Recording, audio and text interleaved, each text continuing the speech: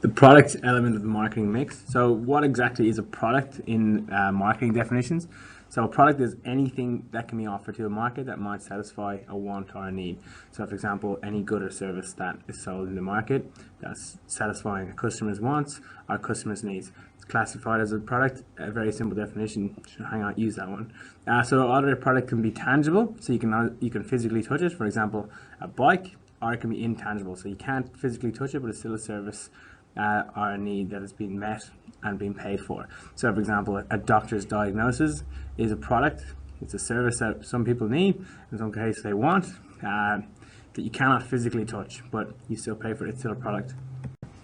A major concept within product is product positioning. So what kind of image do you want your product to have in comparison to competing products? So product positioning is the way the product is defined by consumers on important attributes. So is it considered a more technologically advanced product? Is it considered a more expensive, luxurious product? Or is it considered a cheap alternative? So really the image that you're trying to portray to the customer. So also another way of thinking about it is like the actual place the product occupies in consumers' minds relative to competing. So you might try to launch your product as a quality product, but your competitors, not your competitors, your customers don't see it the way you're trying to depict it. So different ways of doing that, like through packaging, the promotion you use, the channels of distribution you use, can really help build an image. So for example, you think of a watch like Casio or a watch like Rolex. They're the same concept. The idea and product, they meet similar needs, but their quality and how people perceive the products are slightly different based on their positioning within the market and how they're imaged. So continuing on with product positioning, so really is how the product is designed to be perceived in the marketplace by the target market against its main competitors. So a good way of doing this is using these X and Y axis here. So on the X axis we have quality, so we have from poor quality on the left all the way to high quality on the right. And the Y axis we have pricing, so we have low pricing down here all the way up to high pricing. So how you want to be imaged, you can use it. So you want to be a high price product, so you consider it a luxurious product up around here. Well, then your quality is going to have to be pretty good as well. You can't be a high price product and have bad and poor quality, or people simply won't buy your product.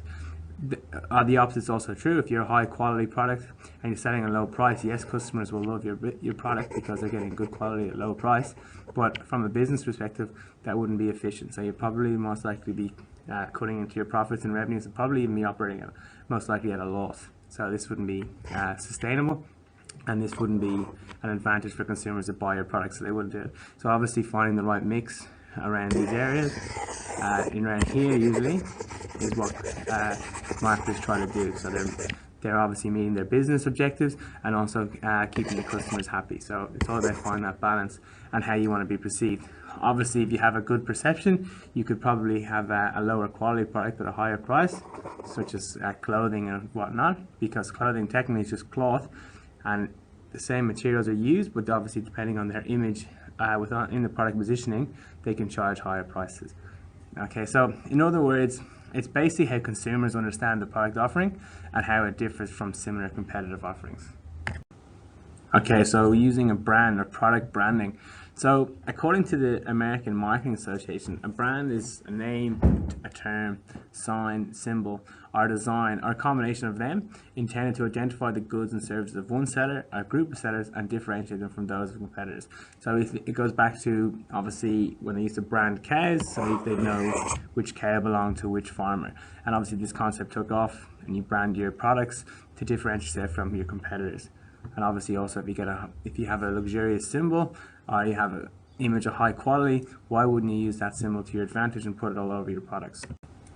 We have some examples here of some very well-known symbols and logos, and I'd imagine if you look through them, you'd know pretty much every company in there.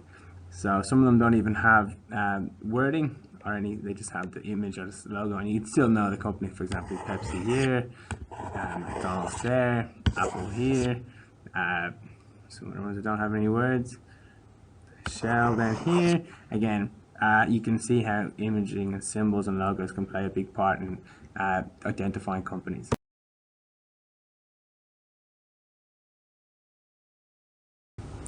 So within the 4 Ps, there's also, you can add on some other Ps that you can look. So you have the 4 Ps within that P. You could add on packaging. So talking about producting. So what is packaging? So this involves the development of a container and the graphic design for a product. Why do we do this? Well, it can help create a desired image, help promote the product. In addition, it helps preserve the product, so helps inform customers. You can put information on the packaging that you can't put on the product, and it'll protect the product itself from being damaged. In some cases, the product is actually, the packaging can be more expensive than the product inside, and this can also help promote the product. So now we'll move on to the pricing element of the marketing mix.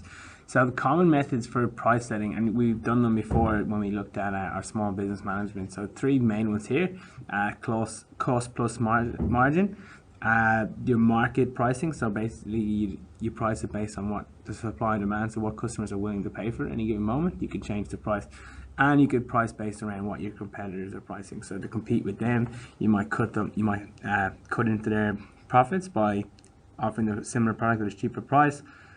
Or you might try to offer a higher price to kind of take that image that you're a more luxurious brand.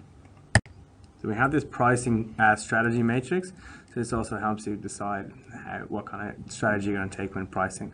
So you have low quality and high quality, low price and high price. So obviously, if you're going to sell at a high quality at a low price, you're trying to penetrate the market. So you might operate at a loss, so you can build up your customer base. If it's high quality and high price, it's going to be a premium product that's going to be only sought after by a select few people who are willing to spend.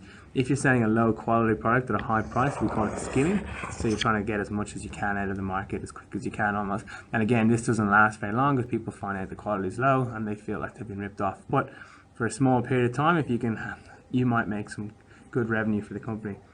And then you have your economic products, so they're low quality at a low price. So for the majority of people who just need something quick, or they need, this is what I'm talking about. So talking about an economically priced car, so like a Toyota, or even cheaper, against like a Mercedes or Merc.